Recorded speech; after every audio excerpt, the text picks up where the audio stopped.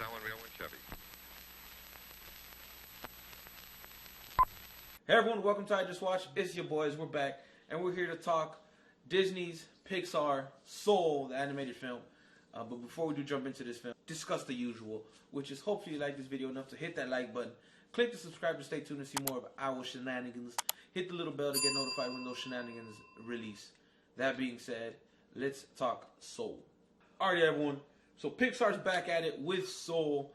And originally, I saw I think I saw one trailer. I kind of glanced at it. I was like, interesting. It's Pixar. I'm going to watch it. And the Pixar movie before that was Onward, which I thought was okay.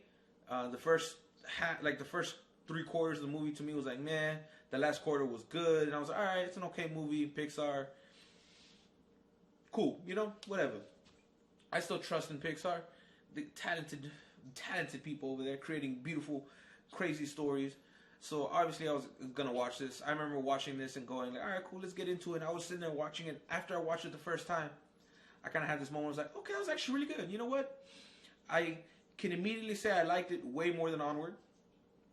But I was kind of sitting there like, what did I like? And it started coming to me. I like the character design. The character designs for the people on Earth. And then I like the character designs and references to like Jerry's and the little unborn souls and stuff like that, and like the building. Like I like that. I love the play of the music and its involvement throughout the whole story. And when I watched it again, like every time I watched it since, let me put it that way, I've liked this movie a bit more and more. So overall for me, this is a good, because you're talking about a soul, but the main purpose of this movie isn't about like souls and the spirituality. It's more about soul searching. It's more about that inner look into your own self and finding what you love, who you are, and appreciating life, the little things, the small details. You know what I mean? Like that's what it was more about. So I actually truly enjoyed this movie. I liked a lot about it. No, I'm in the same boat with you with the fact that like I watched the trailer and I was like, right, whatever. Like you said, Onward. Like watching the trailer for Onward, I was excited for it. Same.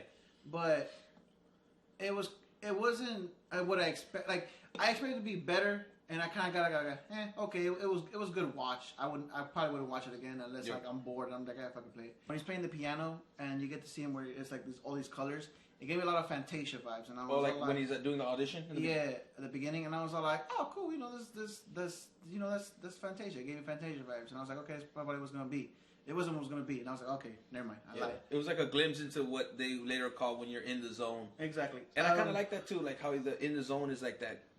It's that blissful state of balance. Like out of body experience almost. Yeah, you know what I mean? And then it's one of those things, it's like the saying, too much of anything is a bad thing. Mm-hmm. So it's kind of one of those things like being there's great, but if you stay there for too long, it becomes an obsession, and then you lose your sense of self. Yeah, exactly. Exactly. And like this movie has a good job of not incorporating any religion other than the fact that it's just you know, kind of like I said, it's soul searching. It's more about finding out more about yourself, and that's what the main protagonist is doing. He's finding out more about himself. He's obsessed with one thing, and then he realizes that life's about more than just more than one thing. Yeah, and like he could have became one of those souls that just get stuck and just in that rut where it's just too obsessed with one thing. Yep. And that was a really good representation of like actual shit that happens in real life to 100%. a lot of people. See, and I also liked 22 because 22 is that opposite agenda where you're like he's over there trying, obsessed with it. 22 is that opposite end where it's too afraid. She was too afraid to try. Mm-hmm. So instead of even trying, she just stopped. Like it was that opposite end. He was nonstop trying, obsessed with it. She was on the opposite end where it was just like I'm not trying at all. Well, it's not even that she was just not trying at all. It was just the fact that she's also like nothing really like got her attention in a sense. Yeah, like she didn't really care. Well, I'm saying, but like she was afraid of life. Yeah, she was afraid of life. So because he wasn't afraid of life, he was afraid of failure, and then she was just afraid of life in general. Like exactly. So it was like that the opposite where he would go and fail. And then just keep trying, because you can see through his life where like he failed, nobody kept trying to get the spot. Where she didn't even try, she was just like F life, that's scary. So you know what I mean? Like it was just showing you 2 different versions of the same thing. Where he would become obsessive, she was just didn't even try. So like that's why. And at the sense, not even care. Exactly. And so I like the way they pushed it. I mean, I know you like Terry, the accountant. But Terry was just like I like Terry to a certain point, but then when we started caring about it, I was like, I don't give a fuck. Like when he was like, hey, this is wrong. This is definitely wrong. I was like, all right. You like he was like the way he was going about it was cool, but then he was like, nah, I gotta fix it. I'd be like, nah, hey, it never happened. I'd be like, that's the only time I would never be with Terry. Like, hey, bro, what are you talking about? It never happened. That's when you just hey, shut up. It never happened.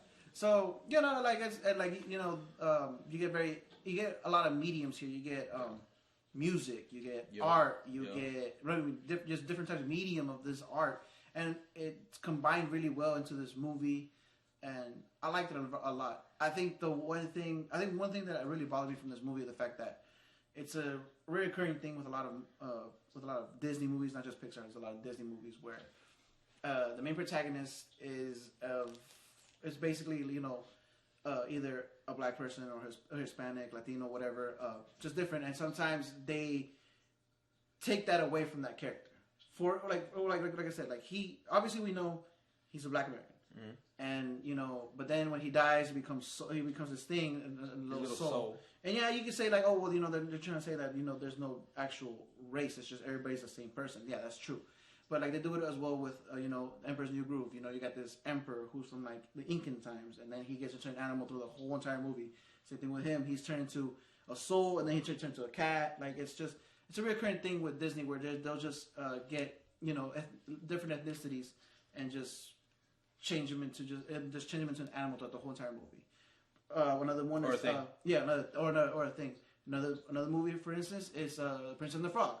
You got Tiana. And she gets turned into a frog the whole entire movie. Yes, it's part of the plot, and yes, like most of these movies, it's due to the plot. But it's so reoccurring that it's kind of like, it's sus. Let me say that. But out of the way, this movie's still great. I mean, I still liked it. I still watched it. Will I watch it again? Probably. Like one of my favorite characters is Dez because it's just so. Dez. It's just like he's just chill, bro. He's just like. You're in the chair, like, and he's like, I want to talk to you. He's like, that's the power of the chair. Like, he's just so chill, like, he's just so cool, and he reminded me of Winston Duke. Yeah. And, like, just seeing that, I was like, that's cool. Like, I liked his character design, but I like the uniqueness of each character. Like, I didn't look at a character and be like, oh wait, they just said copy paste. They said that. So which is one thing that they actually they do a lot. With basically you got Linguini and then the Onward kid. Yep. And then there's another one that they just have the exact same like facial structure. Yeah. And people were getting upset about that. I was like, I don't give a fuck about them. Yeah, no, like they'll copy and paste it and stuff. So it was just cool to see like just a mad level of individualism. Mm-hmm. Can't say those words without like slowing the hell down. Individualism. I gotta pronounce fucking pronounce everything. Yeah. Get all the vowels. Yeah. 1, 2, 3. Individualism. There you go. Ism? Yeah, ism is one. But now that that lesson's out the way. Overall, I truly love this movie. But we want to hear your thoughts, your comments, your questions, your concerns. Did you see this movie? Are you gonna see it? Have you seen it? Do you have Disney Plus? I assume you do. Again, your thoughts down below. Comments, questions, concerns, requests. Anything else, sir? Before we say goodbye. Goodbye. As I always say, stay safe, be well. Adios. Goodbye.